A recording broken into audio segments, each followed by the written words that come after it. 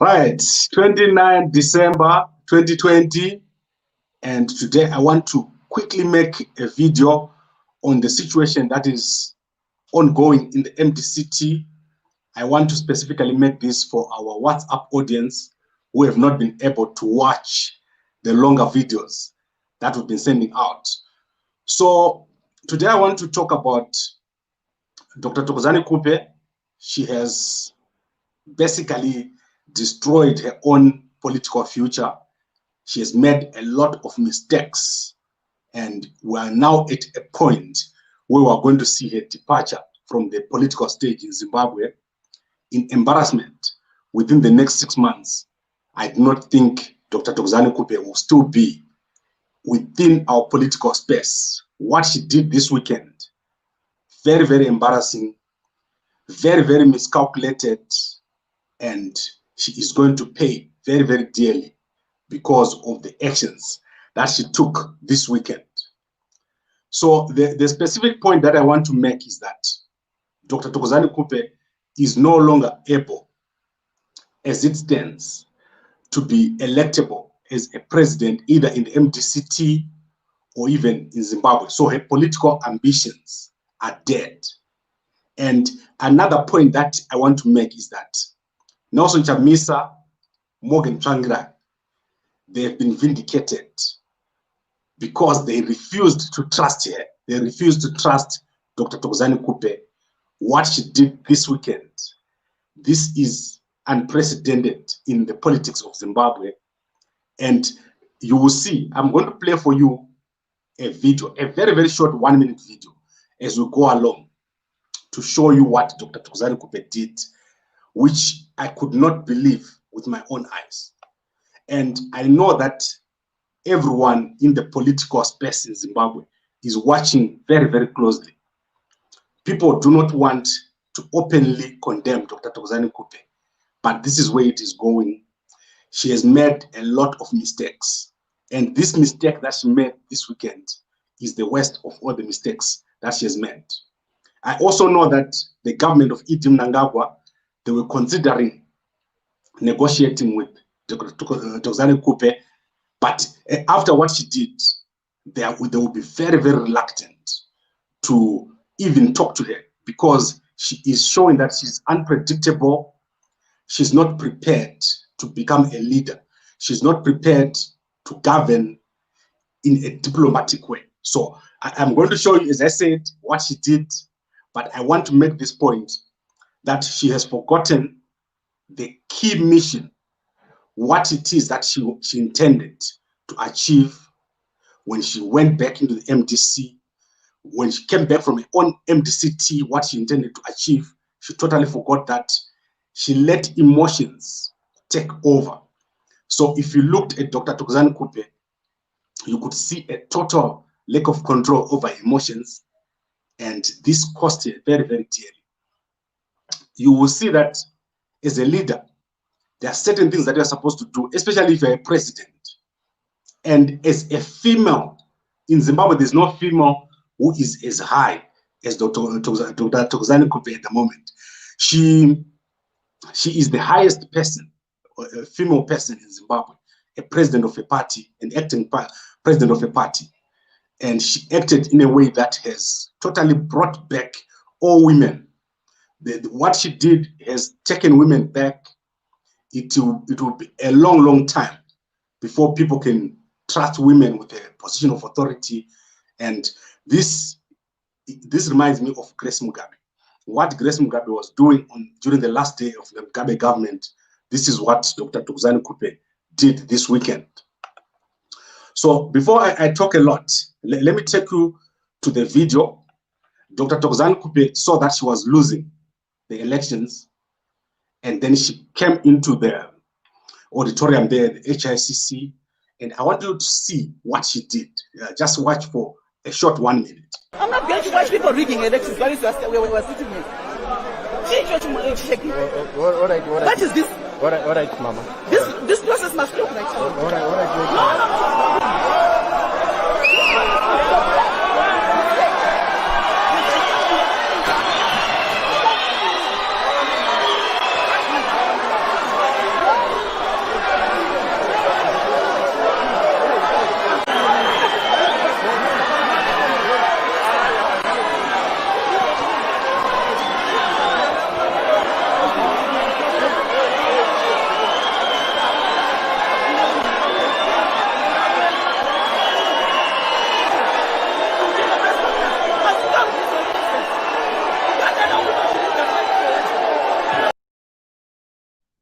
Right.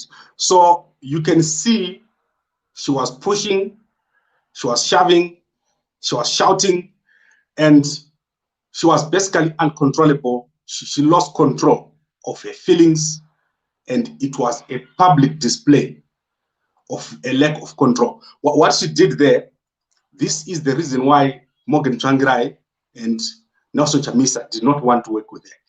They knew that she had these kind of characteristics, and these characteristics, they do not show a control of one's feelings. And I can imagine what else she has done, or maybe in front of Tsvangirai or in front of Chamisa, which had caused them to say, we cannot entrust Dr. Thokozani Khupe to become the president of the MDCT. So basically, you can understand why Tsvangirai did not want to appoint her, because what she's doing there, she is not using aids, she's not following a process, she's not following a dispute resolution process.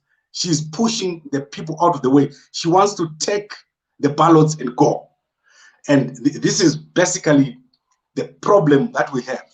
She has been behaving in this way since she took over in the MDCT, recalling people.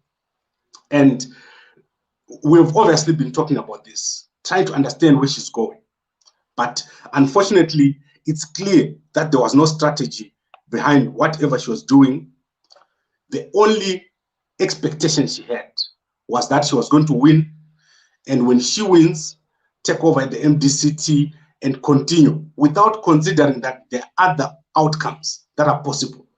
For example, if Senator Monzora wins, Senator Mzuri wins, or even Morgan Komich wins, that is a legitimate outcome of an election.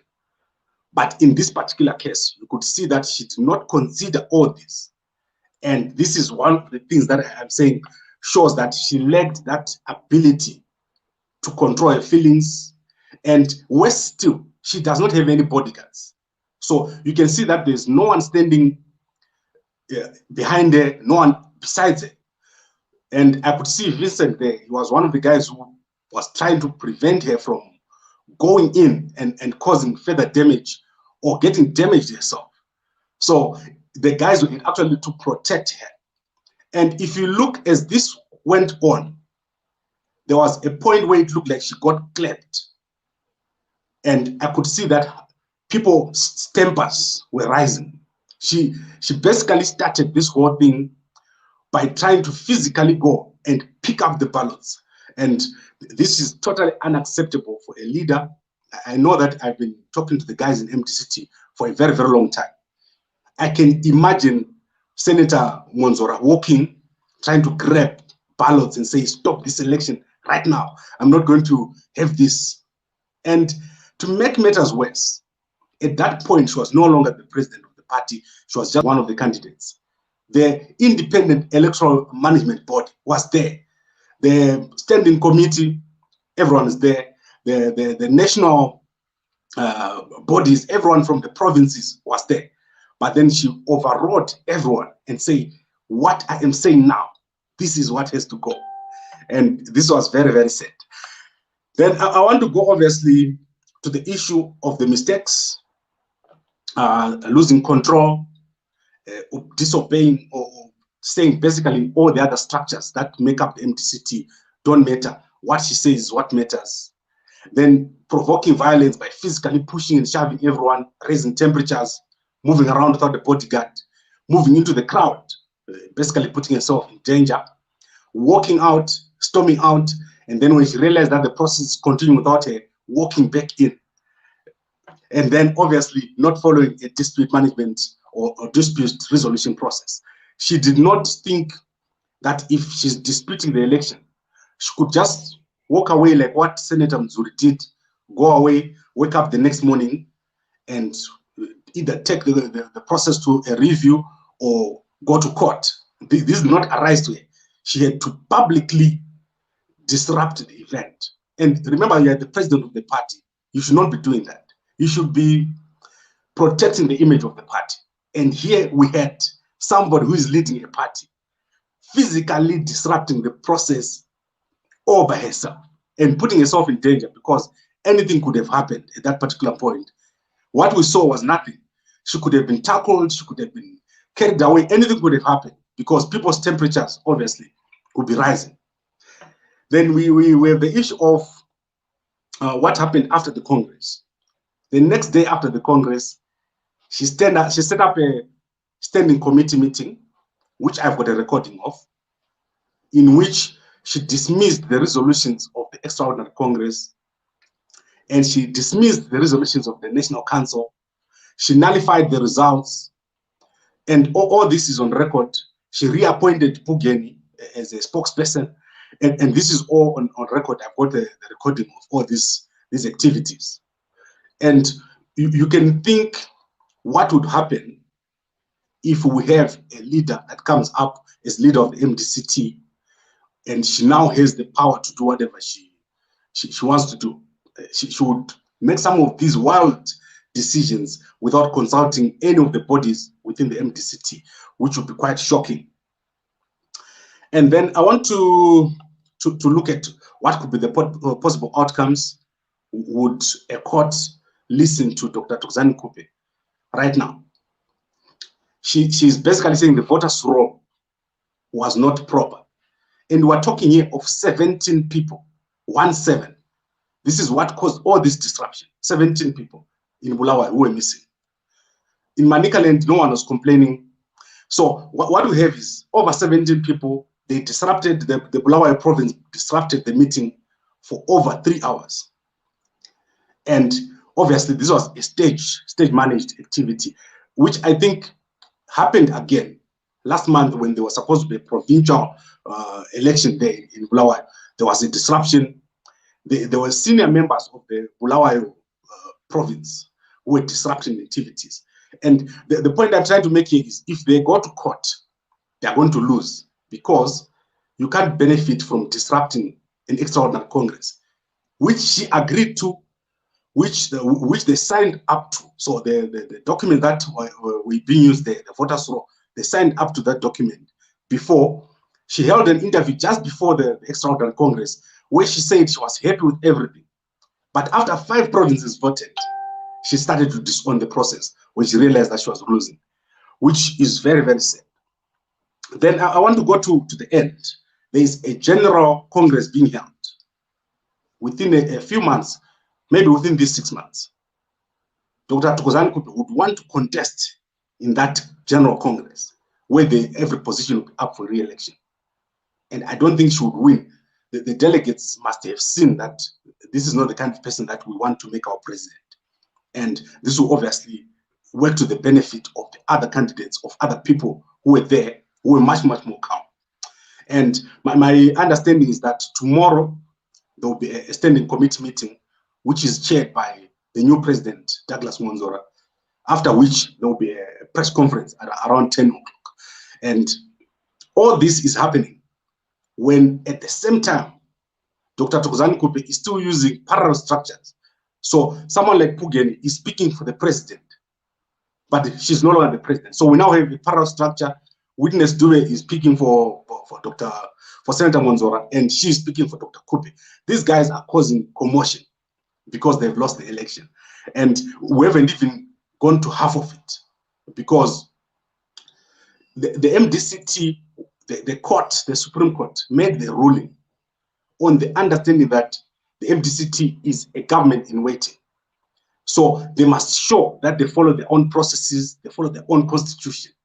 And we have here a show of total opposite, not following your constitution, not respecting your structures, not following your governance, not following your procedures of voting, and you are the president. So if things are not going your way, you totally disrupt everything, and you say, until I win, no one is going to vote. So it means right now, if we say, let's redo the extraordinary Congress, if she does not win, what is going to happen? Are we going to keep voting until she wins? So this is just a question that I'm asking rhetorically. If you are a member of the MDCT, are you going to keep going into the bus until Dr. Thokozani Khupe has won? Otherwise, there will be this kind of disruption. Guys like Pugeni will be going out, speaking against their own political party, until they are satisfied that Dr. Thokozani Khupe has won. And I'm speaking here from a democratic point of view. You've seen me criticizing Nelson Chamisa when they had a Congress in Gweru. I spoke a lot in detail about the problems that were happening at the Congress in Gweru. This is the same problem that is happening. The leaders, they refused to be challenged. Chamisa refused to be challenged by Monzora. Monzora wanted to contest, and he was put under so much pressure not to contest. Now here we have Dr. Thokozani Khupe, after realizing that she's going to lose, having a total public outburst and disrupting the whole event. And these are people that are in the opposition. Instead, if Dr. Thokozani Khupe felt that she wanted to be the first woman to be president, or to be president for this period until the General Congress, this should have been negotiated. Not what they did now, to go out and allege that money was stolen, and then to reverse that position. And then during the Congress, you go and make a police report to say money was stolen, to fight against another candidate. I found this to be a total embarrassment, especially to a person like Dr. Thokozani Khupe, who was a vice president of the country. So she's basically, as we speak, at the highest level that a woman has ever held in Zimbabwe. And she could do more, she could do better. But what she did, it shows that she's not ready, she's not there yet. And I think she's totally destroyed her political future.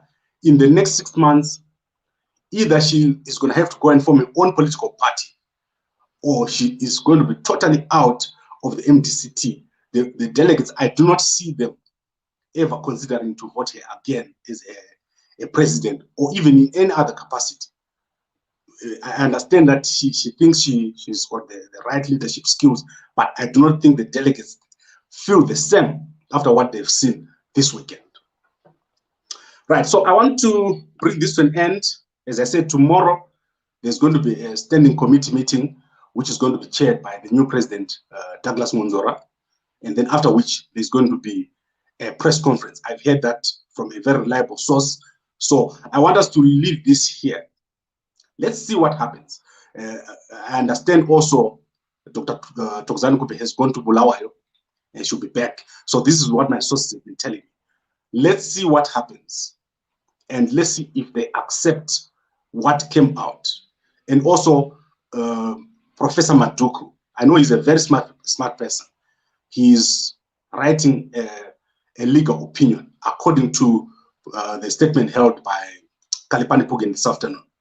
So they are going to be releasing a legal opinion on this extraordinary Congress. Let's see, very, very interesting. As soon as it comes out, I'm going to present it to you.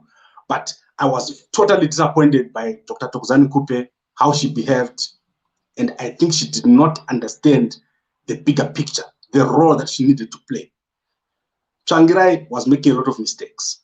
She needed to come in, step in, show that Tsvangirai was making these mistakes. She's correcting them. Then her other role was supposed to be to unite everyone, because she was coming from outside. She was supposed to unite everybody. And we made that effort. I personally drove Kalipani Pugen to the office of Transnet here in Johannesburg.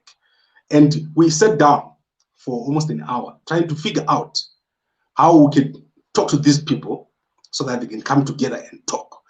And my feeling was that Dr. Thokozani Khupe was willing to work in a united MDC. She was willing to talk to different people. But as she got more and more power, I think it just, everything started to unravel. And the unraveling just showed up this weekend in a very, very public manner. And her team, people like Pugeni, people like Chief Njovu, I think they failed to give her the right advice. At the moment, she's not getting the right advice, how to proceed. And this is where we are. This is what is costing her to this extent.